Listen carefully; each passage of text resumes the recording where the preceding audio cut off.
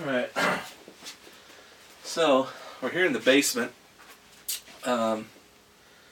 drinking a 100% Brett Calcini beer. Really awesome, actually. It's 100% Brett beers aren't actually my favorite beer to drink. They're good. They're like overly ripe fruit and like super tropical, like almost like bubble gum sometimes. But one really good thing that I found about 100% Brett beers is that they just last forever. They never go stale. I mean, the hops will fade, of course, but like they just stay fresh tasting for so long. This beer is at least 4 months old, and it still tastes like I tapped it yesterday. Aside from that, so as you can tell by the title of the video, I kind of want to maybe get some advice, especially from people that have done electric brewing, and especially people that have done indoor brewing. All my brewing has been in a garage. The real downside about brewing, for me in the garage, with propane and stuff like that, is that it's cold in the winter and then it's really hot in the summer. And really it's the cold that kind of gets me, is when it's cold and windy, you're not going to brew. At least I'm not going to.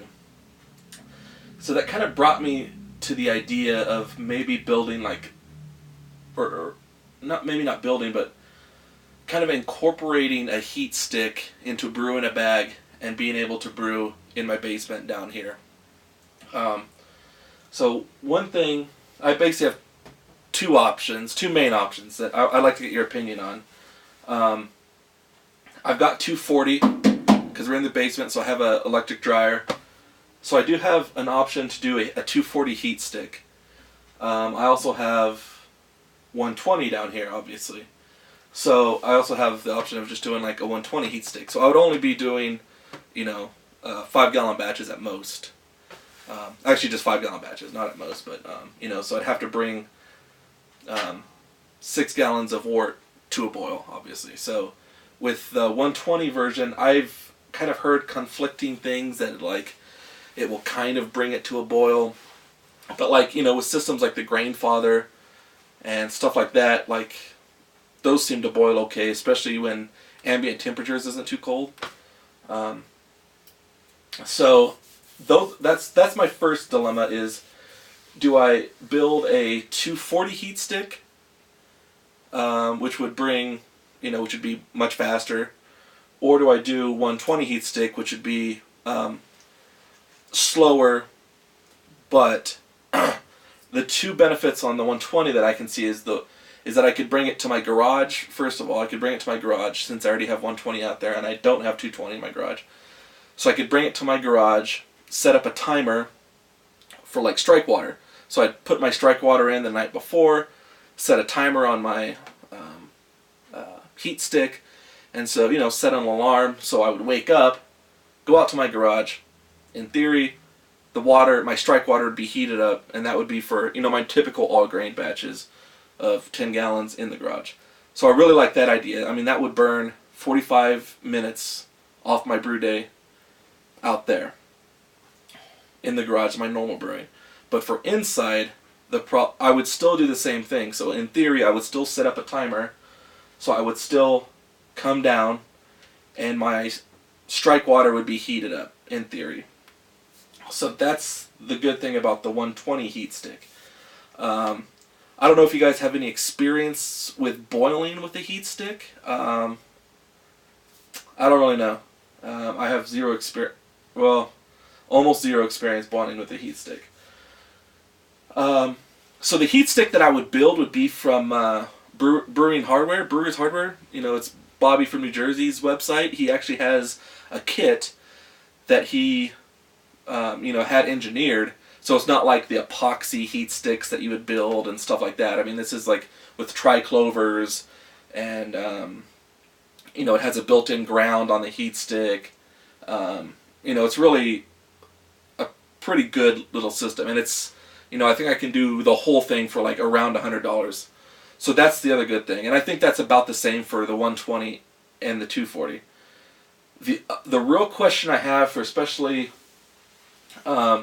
you electric guys is, when you're dealing with heat sticks, you obviously, or not obviously, you have to have it on a GFCI, a ground fault circuit, So if anything does go awry, it'll trip the ground brake and it won't kill you. So for 120, that's pretty easy, I believe. I mean, and quote me if I'm wrong. I could install, I think this house, I think most basements they supposed to have GFCI, but this part of the basement's original to like 1980, so I think it might have been pre-code. I would have to check the breakers to see if that's, but I believe, and correct me if I'm wrong, I can just install, 120 volt GFCI breaker that you would install in a bathroom or a kitchen. The ones with like the little switches, the little reset switches. And I think that would cover me, right? Like, let's say there's an outlet right here that's not GFCI or GCIF. I'm murdering that. So I believe I can just install a new outlet, and I think that would cover me for the ground fault part of 120. The real question is on the 240 side. So I've done a little bit of research. I don't think, as far as I can tell, they just have like an outlet where you can put a ground fault indicator, or the GFCI, thing. What they do sell is kind of like an extension. So you plug it into your outlet. They have the GFCI or GFI,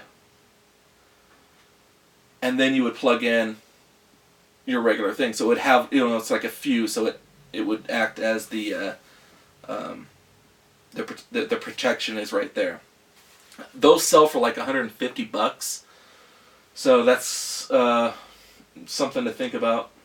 Obviously, if I went 240, I would have to do either that or something. And so then that leads me to kind of my other dilemma is, so I'm going to be brewing electrically in a garage on occasion, probably a couple times a year. But that also leads down to, as you can see, this is a basement. There's no circulation. I have a window right here that I can open right behind you. And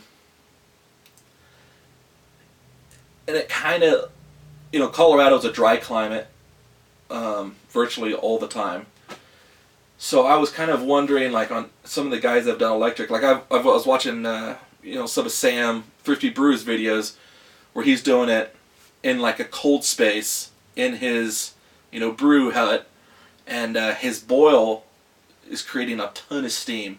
A lot of that is due to condensation and stuff like that, but like his whole brew hut turns into like one big sauna steam bath.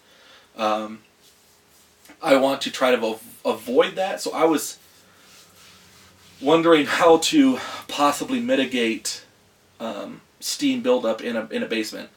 So two options that I can see is, one is get a couple fans, maybe put like a small fan on this window right here,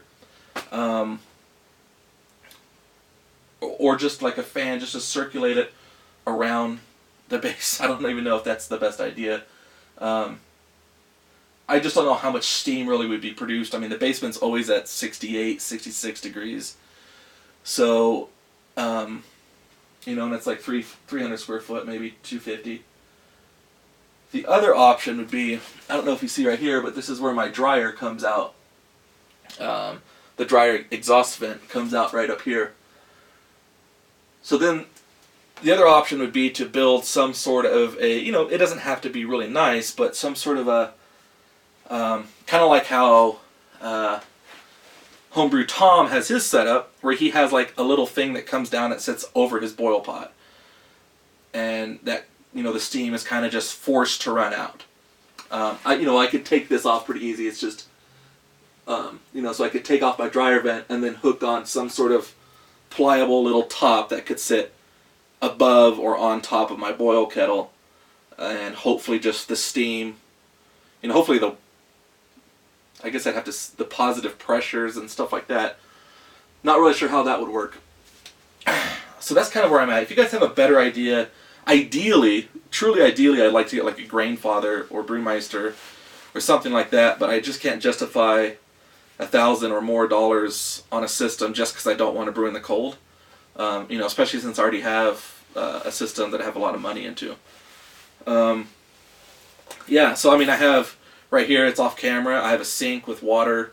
I do have a floor drain that's right here for my hot water heater, just in case a massive spill or anything like that. So if I don't know, whatever, huge boil over or something like that.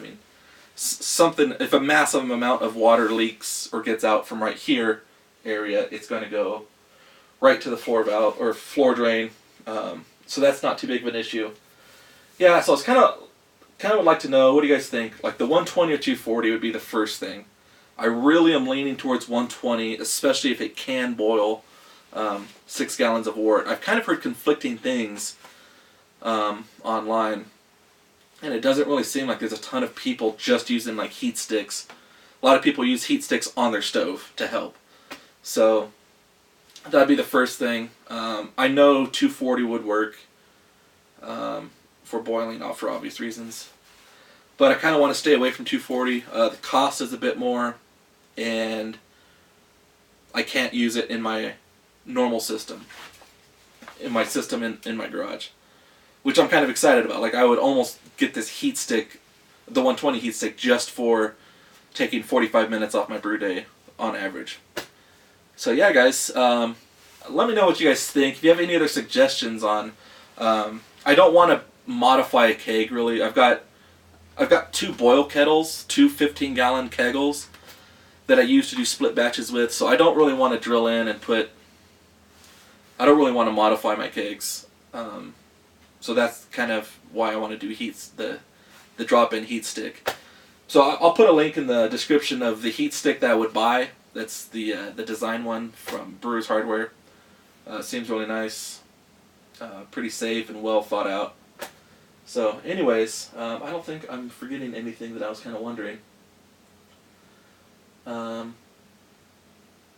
Yeah, so alright guys, let me know what you think. Any questions or comments, or don't do that, don't do this, especially with like electrical and stuff like that.